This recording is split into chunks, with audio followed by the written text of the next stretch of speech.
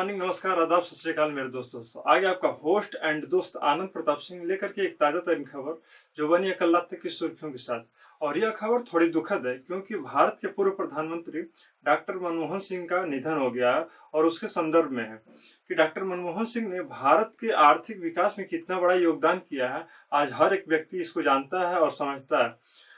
इसीलिए भारत का अगर कोई व्यक्ति आज के समय में कहता है कि India will be developed nation by 2047, तो इसके पीछे कहीं ना कहीं डॉक्टर मनमोहन सिंह के द्वारा किए गए बड़े बड़े कार्य ही हैं।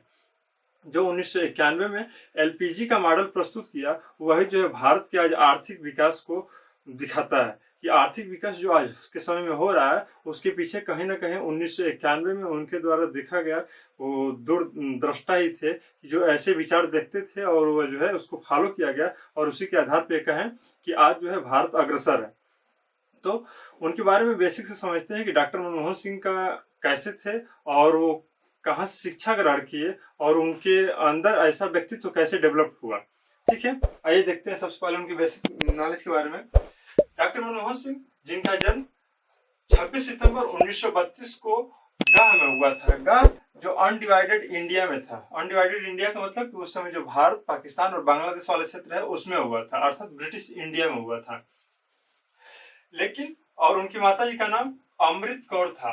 इनके फादर का नाम जो है गुरमुख सिंह था। इनके माता का नाम अमृत कौर और इनके पिता का नाम जो है गुरमुख सिंह था।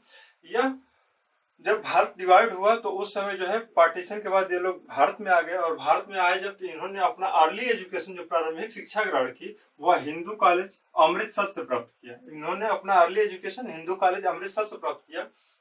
उसके बाद इन्होंने पंजाब यूनिवर्सिटी से बैचलर डिग्री प्राप्त की और वो भी इकोनॉमिक्स में। 1952 में यह जो है बैचलर डिग्री पंजाब यूनिवर्सिटी से इकोनॉमिक्स में प्राप्त करते हैं। उसके बाद उसी यूनिवर्सिटी से 1954 में यह जो मास्टर डिग्री इकोनॉमिक्स में प्राप्त करते हैं। इसके बाद 1957 में यह जो है कैम्ब्रिज चले जाते हैं और 1957 में जो है कैम्ब्रिज यूनिवर्सिटी से जो है पढ़ाई करते हैं और वहां से शिक्षा ग्रहण करने के बाद ये वापस आ जाते हैं और वापस आने के बाद जो है ये पंजाब यूनिवर्सिटी में ही एज ए टीचर के रूप में काम करने लगते हैं। फिर इनको दोबारा मौका मिलता है शिक्षा ग्रहण करने का, तो यह फिर जो है जाते हैं ऑक्सफोर्ड और ऑक्सफोर्ड यूनिवर्सिटी से जो है यह डीफिल की पढ़ाई करते हैं। 1962 में यह जो है डीफिल की पढ़ाई अपना कंप्लीट कर लेते हैं। उसके बाद पुनः इनको जो है पंजाब यूनिवर्सिटी में ही सीनियर लेक्चरर के रूप में जो है नियुक्त कर दिया जाता है। इसके बाद एक बार 1960 के समय में इनको नियुक्त किया जाता है और फिर उसके बाद जो है जब यहाँ से फिर 62 में शिक्षा ग्रहण करके आते हैं तो इनको सीनियर लेक्चरर के रूप में जो है उसमें रख दिया जाता है। 1900 और यहीं तक इनका सफर रुकता नहीं है, बल्कि 1966 से 1969 के दौरान यह जो यूनाइटेड नेशन की एक संस्था है जिसका नाम है UNCTAD, United nation conference on trade and development. इसका नाम है United nation conference on trade and development में काम करते हैं लगभग 3 साल तक।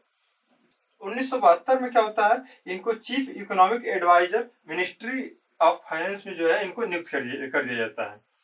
1972 में इनको चीफ इकोनॉमिक एडवाइजर 1972 में नियुक्त कर दिया जाता है, किसमें, मिनिस्ट्री ऑफ फाइनेंस में। उसके बाद 4 साल बाद 1976 में इनको जो है इसी मंत्रालय में सेक्रेटरी के रूप में क्या कर दिया जाता है, नियुक्त कर दिया जाता है। तो यहाँ पर अब यह एक ब्यूरोक्रेट के रूप में काम करने लगते हैं। 1982 से 85 के रूप में बहुत लोगों को ये नहीं पता है कि डॉक्टर मनमोहन सिंह जो है आरबीआई के गवर्नर के रूप में कार्य किए हुए हैं। अर्थात यह एक ऐसे एकमात्र प्रधानमंत्री हैं जिनका जो है नोटों पे भी साइन होता है, क्योंकि जब वो आरबीआई के गवर्नर होंगे तो आरबीआई के गवर्नर का ही नोटों पे साइन होता है। अर्थात जो आरबीआई के गवर्नर है जब 1982 से 85 के बीच रहे होंगे तो इन्होंने आरबीआई गवर्नर के रूप में काम किया, तो यह नोटों पे भी साइन है। तो एकमात्र ऐसे प्रधानमंत्री है जिनका नोटों पे भी साइन है। उसके बाद होता क्या है कि 1987 में इन्हीं सब कार्यों को देखते हुए इनको पद्म विभूषण अवार्ड भी दिया जाता है। 1987 में इनको पद्म विभूषण अवार्ड दिया जाता है, जो भारत का सेकेंड हाईएस्ट सिविलियन ऑनर है। जो भारत का क्या है, सेकेंड हाईएस्ट सिविलियन ऑनर है, वो दिया जाता है।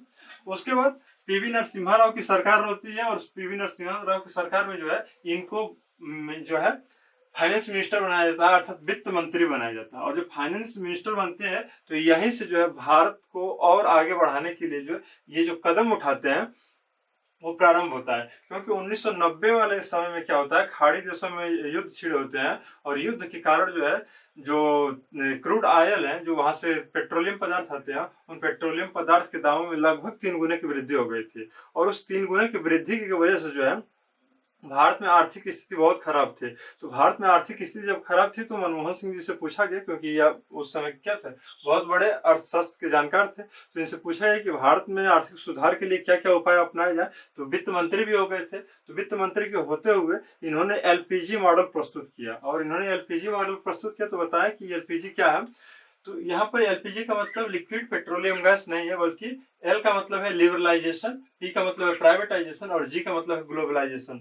लिबरलाइजेशन का मतलब क्या है, इसको हिंदी में बोलेंगे, लिबरलाइजेशन का मतलब होता है उदारीकरण, उदारीकरण। उसके बाद प्राइवेटाइजेशन का मतलब होता है निजीकरण, निजीकरण। और ग्लोबलाइजेशन का मतलब होता है वैश्वीकरण।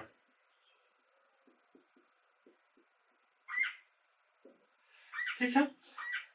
लिबरलाइजेशन का मतलब क्या है, उदारीकरण का मतलब यह है कि 1990-91 से पहले जो है, भारत में अगर कोई भी विदेशी कंपनी आना चाहती थी तो उनको जो है तमाम विंडो से होकर गुजरना पड़ता था, या यह कहें कि बहुत सारे दफ्तर का या बहुत सारे ऑफिसर्स का जो है ठोकर खाना पड़ता था, तो जो है फाइल पास होती थी, और फाइल पास होने के बाद जो है जाकर के कंपनी स्टेब्लिश हो जाती होती थी। लेकिन इतनी ज्यादा विंडो से होकर गुजरने के कारण यह जो है बहुत जटिल हो गया था कंपनियों को यहाँ पे स्थापित करना, इसलिए बहुत सारी कंपनी आती नहीं थी भारत में। तो मनमोहन सिंह ने इस चीज को देखा कि अगर यहाँ पे अगर नरमी कर दी जाए, नरमी का मतलब अगर कुछ नियम आसान कर दिया जाए, इतनी ऑफिसर्स के पास न जाना पड़े, इतनी विंडो से होकर न गुजरना पड़े, तो उसमें कुछ छूट दे दी गई, उसी को बोला गया उदारीकरण। उसके बाद एक दूसरा है प्राइवेटाइजेशन, निजीकरण। क्या 1990-91 से पहले यह भी देखा गया कि जो सरकार है वही हर एक चीज में जो है काम कर रही है, ज्यादातर चीजों को सरकार ही अपने तरफ से हैंडल कर रही है, लेकिन सरकार के पास भी अपनी एक क्षमता है, उस क्षमता के अनुसार ही कार्य कर सकती है। तो इसी को देखते हुए ये बोला गया कि सरकार को कुछ चीजों से बाहर होना चाहिए और कुछ प्राइवेट प्लेयर को भी दे देना चाहिए। तो प्राइवेट प्लेयर को जब दे दिया गया तो बहुत ऐसे प्राइवेट प्लेयर थे जिनके पास अच्छा पैसा था, उन्होंने काम में इन्वेस्ट किया, और काम में जब इन्वेस्ट किए तो वो उस क्षेत्र में आगे करने लगे, और इससे भारत का ग्रोथ बढ़ने लगा। दूसरा चीज क्या किया कि वैश्वीकरण किया गया। वैश्वीकरण का मतलब कि जो भारत की कंपनियां हैं इनको विदेशों में जाने का परमिशन दिया गया, और जो विदेश की कंपनियां हैं वो जो है भारत में आने का उनको परमिशन दे दिया गया। और इस प्रकार जो है एक प्रोटेक्शनिज्म से हट करके हम लोग किससे बात करने लगे, अब ग्लोबलाइजेशन की ओर बढ़ने लगे।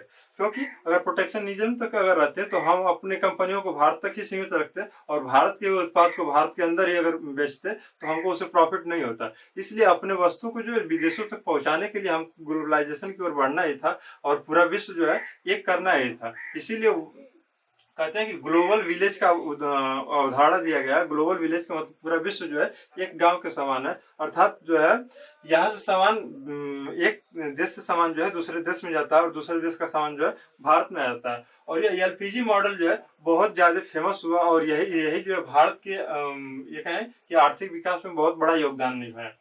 उसके बाद 2004 में इनको यूपीए जो अलायंस थी, यूनाइटेड प्रोग्रेसिव अलायंस है, इसके अलायंस की तरफ से जो है इनको नेता के रूप में रखा गया, डॉक्टर मनमोहन सिंह जी को। और जब नेता के रूप में रखा गया तो यह जो है 2004 से 2009 तक जो है भारत के प्रधानमंत्री के रूप में काम किए। 2004 से 2009 के बीच जो है भारत के प्रधानमंत्री के काम किए, फर्स्ट टेन्योर था। उसके बाद 2009 में इनको री इलेक्ट कर लिया जाता है, दोबारा इनको चुन लिया जाता है, और 2009 में जब इनको री इलेक्ट किया जाता है तो यह भारत के पहले दूसरे ऐसे प्रधानमंत्री होते हैं जिन्होंने अपना फर्स्ट 5 ईयर टेन्योर पूरा करने के बाद इनको दोबारा इलेक्ट किया गया था। फर्स्ट 5 ईयर पूरा कंप्लीट करने के बाद दोबारा किया गया था, क्योंकि इससे पहले पंडित जवाहरलाल नेहरू थे। उसके बाद जब इन्होंने ऐसा काम किया तो इसके लिए जो है इनको विदेशों से भी सम्मान प्राप्त हो गया है। जो विदेश में पहला सम्मान इनको मिला है वो सऊदी अरबिया से मिला है, और सऊदी अरबिया का जो सेकेंड हाईएस्ट सिविलियन ऑनर है वो मिला है, जो जिसका नाम है ऑर्डर ऑफ किंग अब्दुल अजीज। इसका क्या नाम है, ऑर्डर ऑफ किंग अब्दुल अजीज इसका नाम है। सेकेंड हाईएस्ट सिविलियन ऑनर है सऊदी अरबिया का, यह भी इनको प्राप्त हुआ है। इसके बाद जापान का भी जो है सेकेंड हाईएस्ट सिविलियन ऑनर इनको प्राप्त हुआ है, जिसका नाम है order of the Paulownia flower. Order of the Paulownia flower इनको सेकेंड हाईएस्ट ऑनर पंजाब यहाँ जापान का प्राप्त हुआ है। इसके बाद आइए हम लोग देखते हैं कि डॉक्टर मनमोहन सिंह की क्या उपलब्धियां रही हैं, भारत में इन्होंने किन किन क्षेत्रों में कार्य किया है जिसके लिए इनको आज याद किया जा रहा है। और अपने प्रधानमंत्री के कार्यकाल में इन्होंने जो बड़े बड़े काम किए थे उनमें सबसे पहले आता है वो एलपीजी मॉडल आता है। एलपीजी मॉडल प्रधानमंत्री के रूप में तो नहीं किए हैं, लेकिन इन्होंने वित्त मंत्री रहते हुए इन्होंने काम किया था।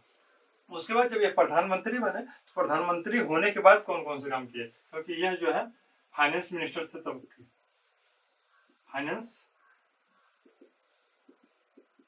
मिनिस्टर जो थे उस समय कार्य किए हैं एलपीजी वाला। उसके बाद 2004 में जब ये फर्स्ट टाइम जो है प्रधानमंत्री बनते हैं तो इन्होंने जो एक एक्ट लाया था जिसका नाम था RTI act, right to information act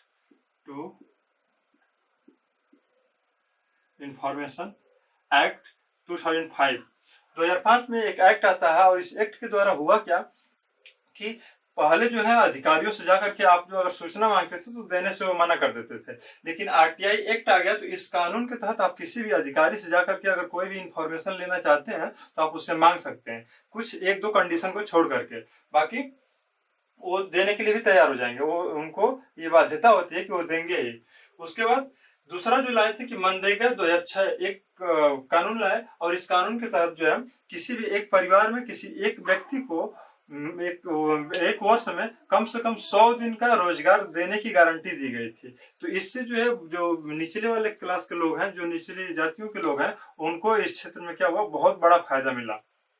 उसके बाद सिविल न्यूक्लियर डील, इसको कहा जाता है कि प्रधानमंत्री मनमोहन जी के द्वारा ये बहुत बड़ा अचीवमेंट था कि अमेरिका के साथ सिविल न्यूक्लियर डील जो 2008 में हुआ था, इसको बहुत बड़ा अचीवमेंट माना जाता है। इसलिए क्योंकि विद्युत उत्पादन आज हमारे हर एक मशीन को ऑपरेट करने के लिए विद्युत की आवश्यकता है, और विद्युत उत्पादन हमारे यहाँ या तो जल से होता है या एक है कि कोयले के द्वारा होता है, और भी होते हैं, लेकिन उसमें जो सबसे बड़ी उपलब्धि थी कि अगर न्यूक्लियर का जो हमारे पास जो यूरेनियम है या और भी जो जिनसे हम क्या कर सकते हैं, बिजली उत्पन्न कर सकते हैं, उन यूरेनियम का यूज करने के लिए हमको ये परमिशन मिल गया कि हम जो है अब इनका उपयोग भी किस में कर सकते हैं, विद्युत में कर सकते हैं, विद्युत उत्पादन में कर सकते हैं। उसके साथ यही डील हुआ था। उसके बाद फूड सिक्योरिटी बिल 2013 आया था। इसके तहत हुआ क्या कि पोषण युक्त जो अनाज आज मिलते हैं उनको कहा जाता है, पोषण युक्त अनाज जो दिया जाता है वो फूड सिक्योरिटी बिल 2013 के तहत ही मिलते हैं। उसके बाद नेशनल रूरल हेल्थ मिशन भी लाया गया, और जो सबसे इम्पोर्टेंट इसमें है वो है आधार एक पहचान जिसको हम लोग कहते हैं, कि आधार जो लाया गया था वो अभी प्रधानमंत्री डॉक्टर मनमोहन सिंह के द्वारा लाया गया था, और यह जो है उनके सबसे बड़े उपलब्धियों में से थे। तो 7 बड़ी उपलब्धियां उनकी हैं।